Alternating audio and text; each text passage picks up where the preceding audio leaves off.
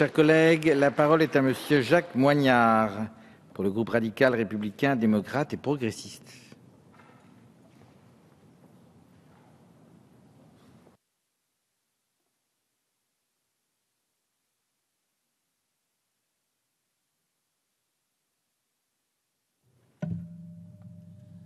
Monsieur le Président, Monsieur le Ministre, Madame la Présidente, Monsieur le rapporteur, chers collègues, entre 1940 et 1944, près de 80 000 déportés dits raciaux furent envoyés de France vers des camps d'extermination. Seuls 2500 à peine en revinrent. Au lendemain de la guerre, le gouvernement français a progressivement mis en place des mesures visant à verser des réparations matérielles aux victimes des persécutions antisémites perpétrées pendant cette période par les autorités allemandes d'occupation ou les autorités du gouvernement de l'État français qui ne saurait être confondu avec la République française et à répondre à ses responsabilités historiques. À partir de 1946, la France a étendu le régime de pension d'invalidité pour les victimes de guerre, instauré au lendemain de la Première Guerre mondiale en prévoyant de nouveaux cas d'ouverture de droit à pension. Puis à partir de 1948, un régime spécifique a été ouvert aux victimes de la déportation par l'attribution à ces dernières du statut de déporté politique. Ce régime de pension d'invalidité est ouvert aux ressortissants français. Au sortir de la guerre, il a été limitativement étendu à d'autres nationalités en application d'accords bilatéraux conclus par la France avec la Belgique, la Pologne, le Royaume-Uni et l'ex-Tchécoslovaquie, ainsi qu'à certains réfugiés bénéficiant des conventions internationales de 1933 et 1938. Il repose sur une présomption d'imputabilité de la maladie ou de l'invalidité aux conséquences de la déportation et est considéré comme l'un des plus élevés d'Europe. Depuis la reconnaissance par le président de la République en 1995 de la responsabilité de l'État dans la déportation des Juifs de France, des mesures de réparation matérielle complémentaires ont été adoptées. En 1998, le régime des pensions pour les déportés politiques a été étendu aux requérants devenus français après la Seconde Guerre mondiale, élargissant ainsi le nombre de bénéficiaires. Un régime spécifique d'indemnisation au bénéfice des orphelins d'un parent mort en déportation, ouvert quant à lui à toutes les nationalités, a été instauré en 2000. Une commission d'indemnisation des victimes de spoliation a été par ailleurs créée en 1999 afin d'examiner les demandes individuelles présentées par les victimes ou par leurs ayants droit pour la réparation des préjudices consécutifs aux spoliations de biens matériels et financiers intervenus du fait des législations antisémites prises. Enfin, en 2001, un accord a été conclu entre les gouvernements français et américains relatif à l'indemnisation des spoliations bancaires intervenues pendant la Seconde Guerre mondiale. Ces derniers dispositifs sont ouverts sans critère de nationalité, faut-il le rappeler. Bien que ces mesures aient progressivement étendu le champ des réparations, il est apparu que certaines victimes de la déportation depuis la France n'avaient pu avoir accès à notre régime de pension d'invalidité du fait de leur nationalité, ni pu bénéficier de mesures de réparation versées par d'autres pays ou institutions. Dans ce contexte, il a été décidé de négocier avec les États-Unis un accord dont l'objectif, il faut le rappeler, était de compléter les dispositifs d'indemnisation en vigueur afin d'assurer la prise en compte de toutes les victimes n'ayant pu avoir accès au régime français ou à tout autre régime. À partir de 2012, des discussions informelles ont été alors engagées à la demande de la France, telle que l'a rappelé M. le rapporteur, avec les autorités américaines, afin de trouver une solution à la situation de ces victimes non couvertes par le régime des pensions d'invalidité, des victimes de guerre ou pour tout autre régime. Des négociations ont formellement débuté au mois de février 2014, visant à conclure un accord intergouvernemental.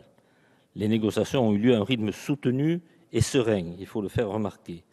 L'ambition était de conclure dans les meilleurs délais pour tenir compte notamment de l'âge avancé des déportés survivants. Elles se sont achevées dans ces négociations début novembre 2014 et l'accord a été signé à Washington le mois d'après. Contrairement à la procédure américaine qui ne stipule pas pour les accords internationaux d'approbation parlementaire, nous sommes saisis aujourd'hui ici, dans notre Assemblée, du projet de loi autorisant l'approbation de cet accord. Ce dernier est nécessaire. Tout d'abord, parce qu'il entend mettre en œuvre une mesure de justice de nature à répondre aux insuffisances de notre régime d'indemnisation vis-à-vis des victimes. En effet, il prévoit la mise en place d'un fonds d'indemnisation de 60 millions de dollars versé par les autorités françaises aux autorités américaines qui assumeront seules la responsabilité du recensement de l'ensemble des demandes, quelle que soit la nationalité et le lieu de résidence du demandeur, de leur traitement et de l'indemnisation des bénéficiaires selon des critères qu'ils détermineront unilatéralement. Ce montant, 60 millions, qui correspond à un point d'équilibre au regard notamment des demandes de compensation exprimées par certains avocats américains, a été établi en tenant compte de différents critères, je me permets de rappeler. Tout d'abord, celui du nombre de bénéficiaires potentiels, survivants de la déportation ou leurs ayants droit pour ceux décédés après-guerre.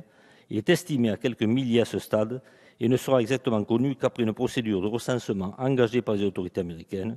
Une marge d'aléa pour pouvoir répondre à un possible afflux de demandes a de ce fait été prévue.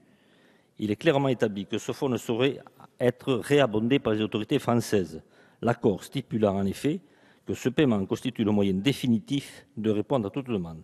Autre critère, la volonté de mettre en place une indemnisation juste pour les bénéficiaires et en cohérence avec le régime des pensions d'invalidité des victimes civiles de la guerre par référence au niveau moyen de pension annuelle de l'ordre de 32 000 € par an. Et enfin, dernier critère, la nécessité de pouvoir intégrer une part encadrée d'antériorité dans les indemnisations pour les survivants de la déportation qui n'avaient pu bénéficier du régime des pensions ouverts il y a 70 ans ou pour leurs ayants droit pour ceux décédés récemment. Cet accord, ensuite, est nécessaire car il assure en contrepartie à la France, ça a été dit tout à l'heure, des garanties contre toute demande liée à la déportation. En effet, ce dernier a aussi pour objectif de prendre les mesures nécessaires pour mettre un terme à toute demande ou toute action qui pourrait être entreprise aux États-Unis contre la France au titre de la déportation liée à la Shoah depuis notre territoire. Dans cette perspective, l'accord crée une obligation internationale contraignante pour les autorités américaines et prévoit expressément l'engagement des autorités américaines à assurer à la France, je cite, « une paix et une sécurité juridique et durable ».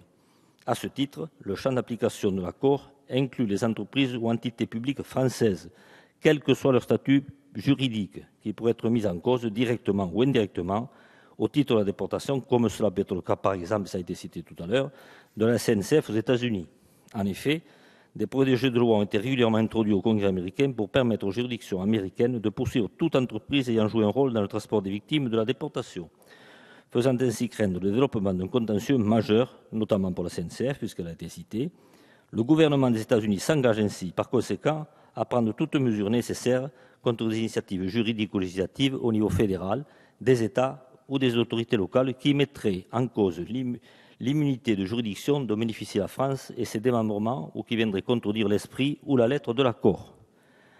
En cette année 2015, marquée par les 70 ans de la libération des camps d'extermination nazis, la conclusion d'un tel accord constituerait une contribution majeure de la République française à la mémoire des victimes de la Shoah, en instaurant les conditions d'une indemnisation juste et facilement accessible à celles d'entre eux et d'entre elles ou à leur ayant droit qui en étaient exclus jusque-là. Par conséquent, le groupe radical, républicain, démocrate et progressiste soutient ce projet de loi. Merci, mon cher